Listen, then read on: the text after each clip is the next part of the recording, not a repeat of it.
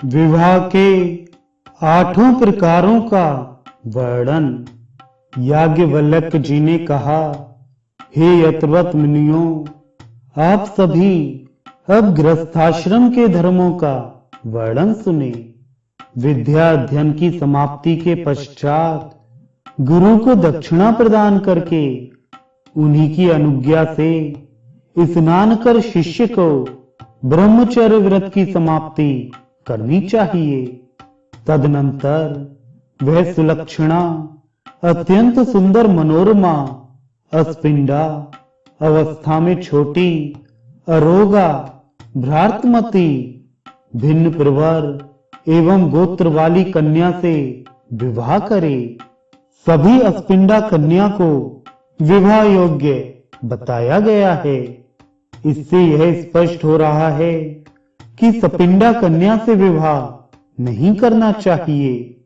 महर्षि याज्ञवल्क्य ने यहाँ सपिंडा के बारे में यह बताया है।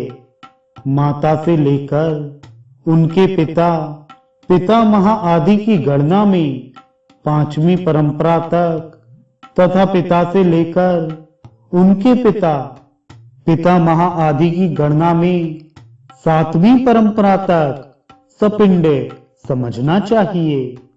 इसके मध्य में आने वाली कन्या सपिंडे तथा इसके मध्य में न आने वाली कन्या अस्पिंडा होगी। इसके अनुसार विवाह के लिए अस्पिंडा कन्या का चयन होना चाहिए।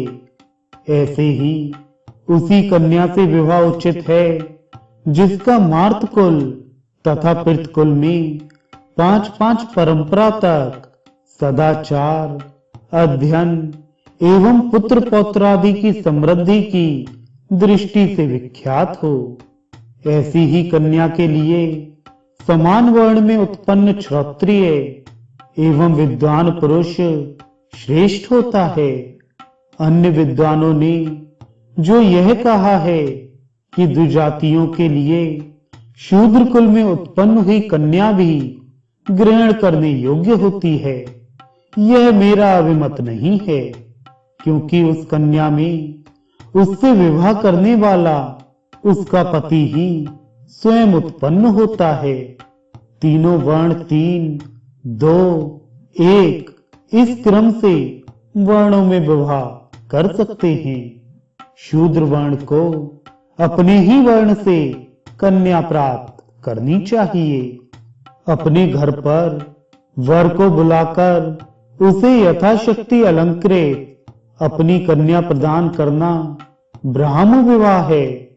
इस विधि से विवाहित स्त्री पुरुष से उत्पन्न होने वाली संतान दोनों कुलों के 21 पीढ़ियों को पवित्र करती है। यज्ञ दीक्षित ऋत्विक ब्राह्मण को अपनी कन्या देना दैव विवाह है तथा वर से एक जोड़ा गौ लेकर उसको कन्या प्रदान करना आर्ष विवाह कहा जाता है। इस प्रथम अर्थात ब्राह्म विवाह विधि से विवाहित स्त्री पुरुष से उत्पन्न पुत्र अपनी प्रथम की 7 तथा बाद की 7 इस तरह 14 पीढ़ियों को पवित्र करता है। आर्ष विधि के विवाह से उत्पन्न पुत्र 3 पूर्व तथा 3 बाद की इस तरह 6 पीढ़ियों को पवित्र करता है। तुम इस कन्या के साथ धर्म का आचरण करो, यह कहकर विवाह की इच्छा रखने वाले वर को पिता के द्वारा जब कन्या प्रदान की जाती है, तब ऐसे विवाह को काय अथवा प्रजापत्य विवाह कहते हैं। इस विवाह विधि से उत्पन्न पुत्र अपने सहित पूर्व की 6 तथा बाद की 6 पीढ़ियों इस तरह कुल 13 पीढ़ियों को पवित्र करता है। कन्या के पिता या बंधु बांधव अथवा कन्या को ही यथाशक्ति धन देकर यदि कोई वर उससे विवाह करता है, तो इस विवाह को असुर विवाह और वर एवं कन्या के बीच पहले ही पारस्परिक सहमति हो जाने के बाद जो विवाह होता है उसको गांधर्व विवाह कहते हैं। कन्या की इच्छा नहीं है तब भी बलात् युद्ध आदि के द्वारा अपहृत उस कन्या के साथ विवाह करना राक्षस विवाह है। शयन आदि अवस्था में अपहरण कर उसके साथ जो विवाह किया जाता है उसको पैशाच विवाह कहते हैं। इन उपयुक्त 8 विवाहों में प्रथम 4 प्रकार के विवाह अर्थात ब्राह्म, देव, आर्ष और प्रजापत्य विवाह ब्राह्मण वर्ण के लिए उपयुक्त है।